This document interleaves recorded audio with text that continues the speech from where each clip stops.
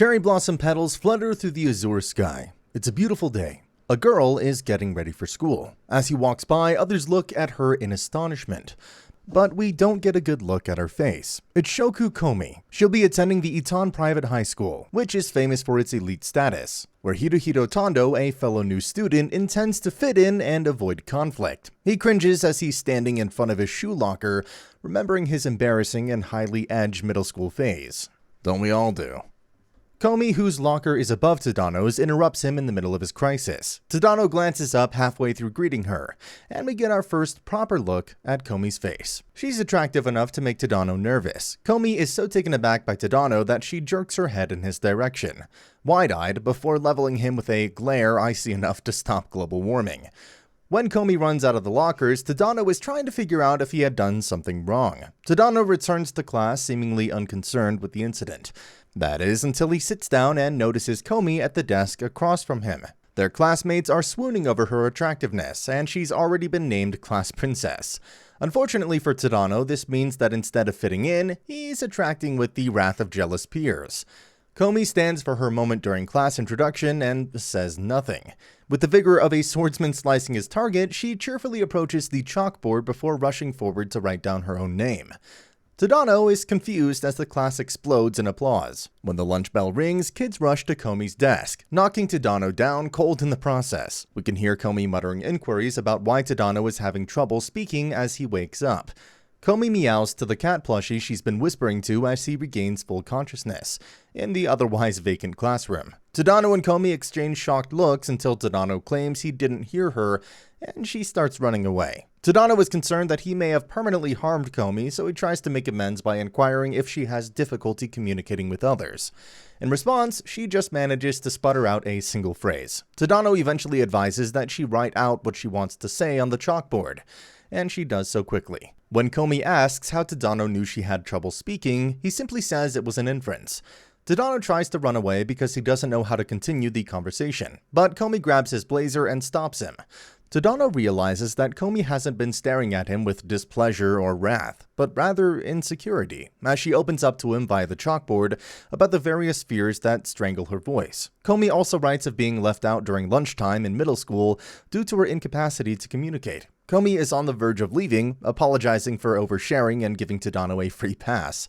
Tadano starts a new conversation on the chalkboard as she approaches the doorway, and they quickly settle into a comfortable conversation. When Tadano finally asks Komi if she has a dream, she says she wants to have 100 friends. Tadano declares that he will be her first buddy and that he will assist her in making the remaining 99. Tadano suggests they practice speaking out loud the next day. During her initial attempt, Komi becomes statue-like, but she indicates that she wants to try again. As the music rises triumphantly, we're almost to the conclusion when the narrator interrupts with some bad news. Itan Private High School admits students based on their personalities, and the diverse group of people who stroll the halls will undoubtedly throw our heroes some curveballs. Despite this, Komi braces herself for a second before opening her mouth to speak. Tadano decides to ask his classmates to become friends with Komi instead of asking her. He approaches Yamai, the leader of the cool girls, but she scares him away. Then he tries Najimi, this old classmate. Tadano confides in Najimi Osana about why they won't hang out with Komi. They relive a childhood experience. This sequence is presented in a letterbox style, which makes it appear as if it were a theatrical film. Some of the comedy in this scenario stems from Osana's overreaction to Komi's seeming disdain of them. "I was in bed for a week from the shock," they add as Osana's face fades melodramatically over the scene. Tadano finally convinces Osana to accompany Komi on a walk while keeping a safe space between them. The fact that the walk is presented twice from the views of Osana and Tadano adds to the tension. We can imagine how stressful the walk must be for Komi. Some students come and mess with Najimi. Komi tries to help, but because of her inability to communicate, she appears as a homicidal bodyguard. At the very least, it works out, and Komi has a lunch date with the next day. Tadano tells Najimi about their mission to help Komi make 100 friends, and he decides to be on board.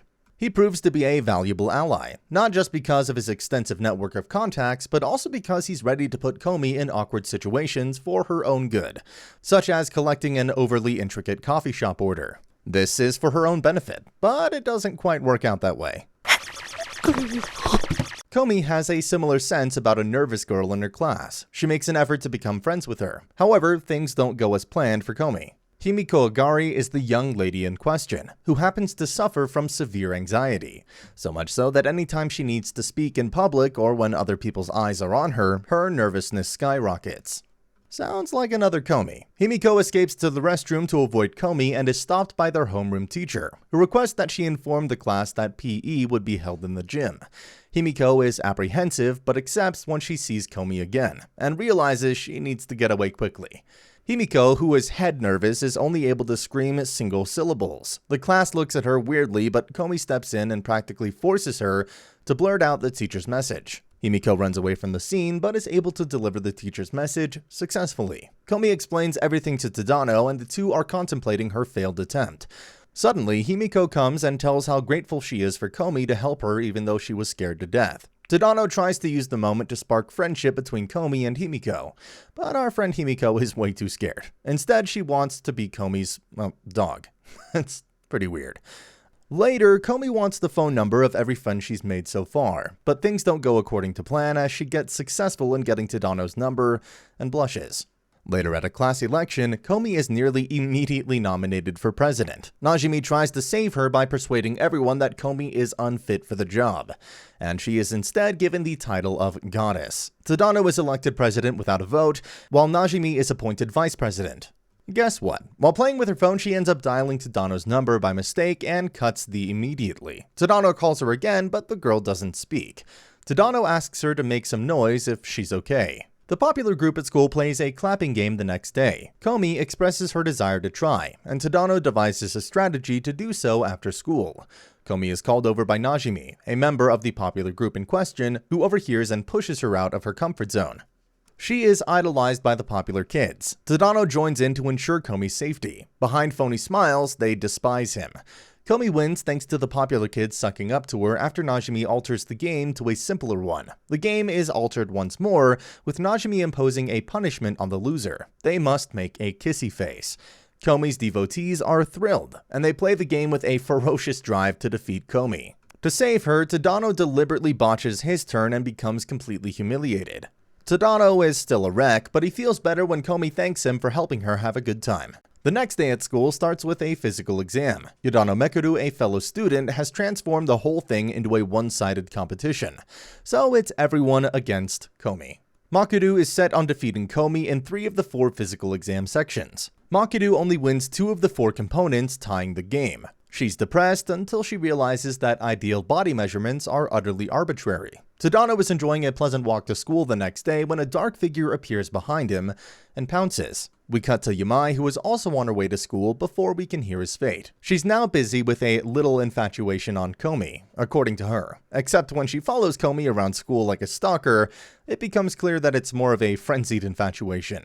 Yamai resolves to be Komi's friend, but her attempts to speak with Komi are unintentionally disrupted by Himiko and Najimi greeting her. Yamai takes advantage of her friendship with Najimi to greet Komi in the morning. Of course, Komi is unable to respond when she does. This simply fuels Yamai's obsession by reinforcing her perception of Komi as an inaccessible divinity. Yamai uses a threat thinly masked as a favor between friends to persuade Najimi to introduce her to Komi after guiding her down a dark corridor. In the classroom, Najimi completes the introduction, but Komi remains silent in front of Yamai.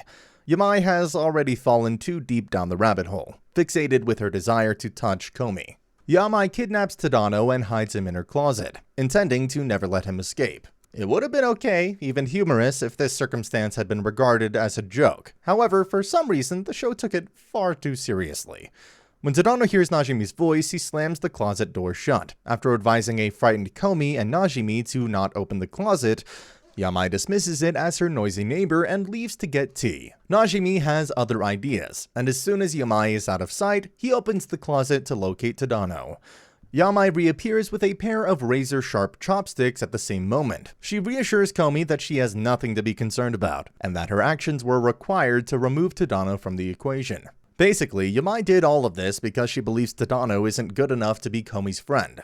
Komi writes in her notebook that she feels responsible for Tadano's kidnapping. She speaks to Tadano in person later on and tells him that she wants to remain friends, and he accepts the apology. Later on, Yamai also learns about the mission of helping Komi make 100 friends, and wants to be one of her friends. She doesn't want to believe that Komi is less than perfect. We do learn that Yamai's fixation isn't going away anytime soon. She threatens to bury Tadano alive if he touches Komi. It's summer now, and suddenly everyone has realized that Komi is even more attractive in a summer uniform. Komi's summer attire makes her even more appealing. Yadano is desperate to defeat Komi in the fitness tests, but she fails once more. Yadano gets even more motivated to defeat Komi because she's unable to shake her hand. Najimi requests a visit to Komi's home, where they meet Shuko, Komi's outgoing mother. Najimi abandons Komi and Tadano, but is unhappy that nothing untoward occurs. Komi's childhood photo collection is discovered by Najimi. Komi saves images of Najimi's visit in a photo frame that Najimi sends her. Agari takes everyone to Ramen Doro when Komi requests to see a ramen place, but it turns out to have very strict and unspoken regulations, such as no talking. Komi manages to precisely observe all the unstated regulations, earning her the admiration of both the clients and the chef. Omoharu Nakanaka, a Chinabi, proclaims that Komi is Princess Camilla, a former acquaintance of hers. Tadano recalls acting in a similar manner in middle school. Komi volunteers to be Nakanaka's exercise partner after realizing how lonely he is. Komi and Tadano share Tadano's umbrella after Najimi snatches it and leaves a note. She notices that he dipped his shoulder in water to provide her with greater protection. Tadano discovers that Komi read Najimi's note and waited for him at the convenience store so they could share hers. And that's the end of the video. If you like it, please subscribe to the channel, and see you at the next one.